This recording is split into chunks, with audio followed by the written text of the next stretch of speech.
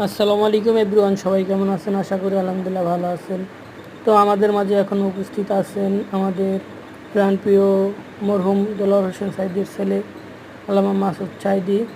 আরও অন্যান্য ব্যক্তিগণ আছেন, আমাদের এলাকার প্রিয় ভাই ব্রাদার বড় ভাইরা আছেন, কর্নেল জাকারিয়া সাহেব আছেন, আরও অনেক উপর স্থলের অনেক বড় বড় ব্যক্তিগণ রয়েছেন। তো আজকে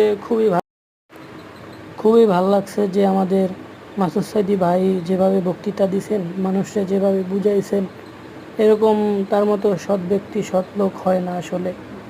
তার বাবা যেরকম ছিলেন আমাদের মাঝে, সেরকম তার ছেলেকেও রেখে গেছেন। আমাদের পিরোজপুর 1 আসনের ইসলামিক নেতা বলতে তার আশেপাশে আর কাউকে দেখি না তার সমতুল্য। তো ইনশাল্লাহ বিপুল করে জয়।